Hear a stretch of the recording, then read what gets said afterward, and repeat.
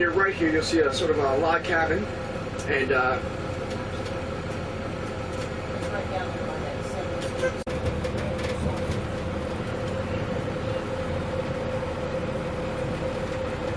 this here is historic City Hall, the first main epicenter of Anchorage, the main building. It held the fire department, like the pole and some of the hats left over there if you want to go check it out. Now they have. We'll be soon making a left turn on E Street. Anchorage.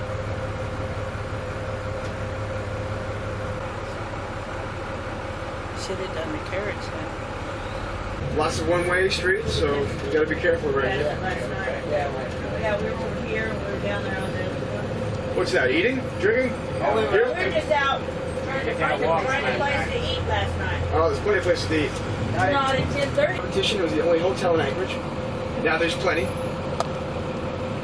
including this one to our left, which is the Anchorage Hilton. One of the few buildings to be built on bedrock. Most of the buildings here are built on what's called glacier silt, which is the soil that we have here. And again, I'll explain more of that later. But that soil is not very good when it comes to earthquakes. So being built on bedrock is a rare commodity, and it also allows you to be as tall as you want to be. You can build as tall as you want to, whereas the rest of the buildings here are restricted. It's a great view of the market. You can see just how big it is. This is the railroad, first locomotive to be used in the railroad depot. Before it was a viewpoint, also a monument to Captain Cook right here. If you make your way down here, they do have binoculars set up in order for you to view the inlet and Matanuska-Susitna is across the way.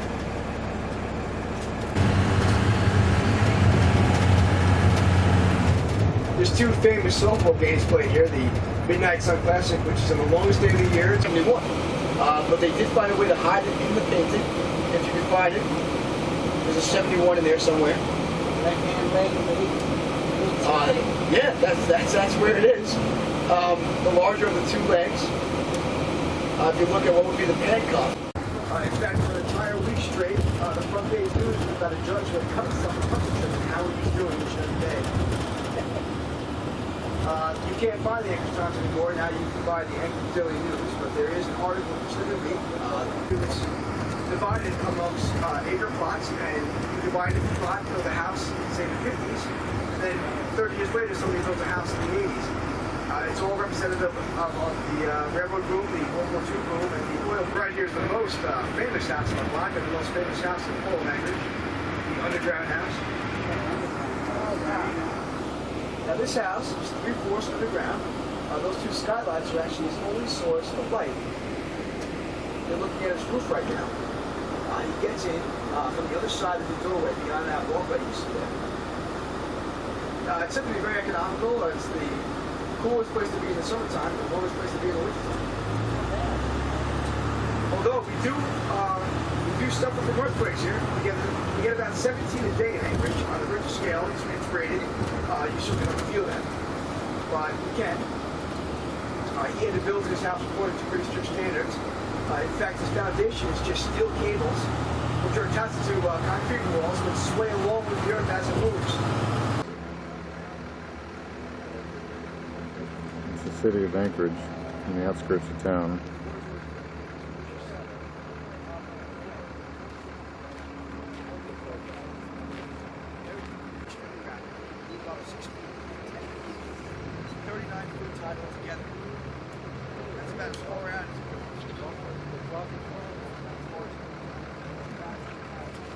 Anyway, we're not going down there. I have news for you. Come on, baby.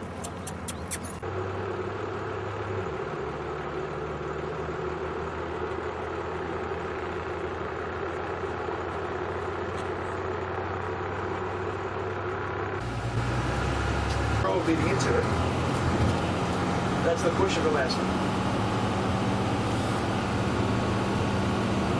So you have to check your credentials or your whatever pilot might be taking you sightseeing.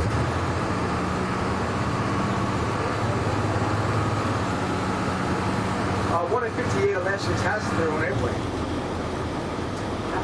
1 in 58. 1 in 58 Alaskans. There's 650,000 people in Alaska.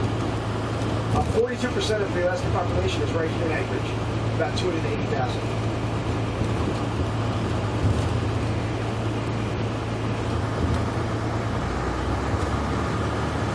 Now, being that we're here in Alaska, there's many different surfaces that these airplanes are required to land on. Very few real one-way what's widest, what's straightest, what's flattest.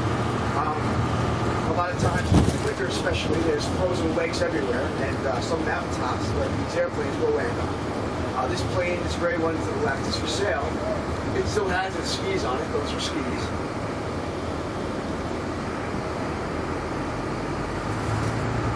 This airplane to the left, there'll be a red, white, and blue one right here. That's an Alaskan-made airplane. That's called an Arctic tires. This yellow plane also has tons of tires on it. Those tires are about $3 a piece, and they're virtually impenetrable. They allow these pods to land on anything from small bush rocks to soft tundra. Now, by far the most convenient, but also the most expensive landing gear to have here in Alaska is the pontoon for the float planes. They can cost up to $20,000 for a set of pontoons. Yeah, big time expensive. They're made of either aluminum or titanium, and they're very lightweight, flexible. They're also watertight. Now, this is such an expensive endeavor. These planes can cost anywhere between $50,000 to $500,000 for a small airplane. Pilots will actually sell all their stuff, and they move into these small houses along the lake. I'm just kidding, those are tool sheds. Tool sheds. Unlike expensive airplanes, obviously it costs quite a bit to operate and to maintain as well. It's like buying a small business for many of these guys. You need to ship it out and ship it back, and that costs a lot of money. It doesn't cost as much. So we said how big the house you had was all relative to how good of people you were at the time. Some of these houses do get a little bigger over here and towards the right. Now, these were built by the railroad, and they were used to hold the railroad family.